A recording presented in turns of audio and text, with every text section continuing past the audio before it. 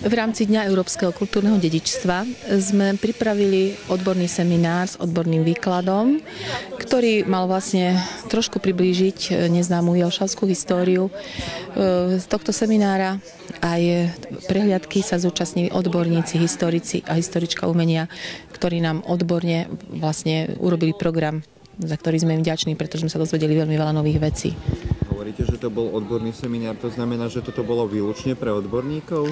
No, myslím si, že došlo možno k nedorozumeniu. Verejnosť si to zle vyložila. Práve, že tá odbornosť to malo vlastne evokovať v tých ľuďoch, že to nebudú len to, čo sa hovorí o Jelšave, to, čo sme kdesi počuli, čítali, ale že budú ľudia naozaj odborníci, ktorí sa roky venujú tejto práci a že vlastne bude to podložené a bude to mať takú naozaj tú odbornú úroveň, ale bolo to pripravené pre širokú verejnosť. A ako ste spokojná s tým, ako ľudia zareagovali, koľko ľudí prišlo vypočuť si, lebo naozaj tie informácie, ktoré tu odzneli, stáli za to? Bola som príjemne prekvapená, aj keď ráno prvé telefonáty ma zneistili.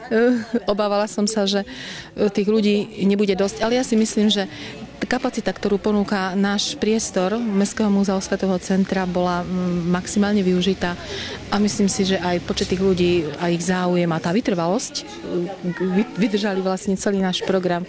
Bolo tak na mieste. Myslím, že môžeme byť všetci spokojní. Dúfam teda.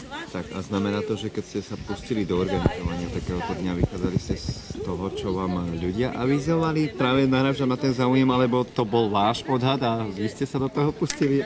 No, aby som bola konkrétna, tak na začiatku to bolo to oslovenie, bola to ponuka doktora Pavčulu,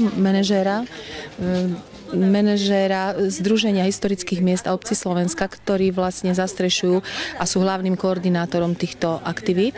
No a vlastne na takýto podnet sme zareagovali, že je tu v Jelšave čo ukázať.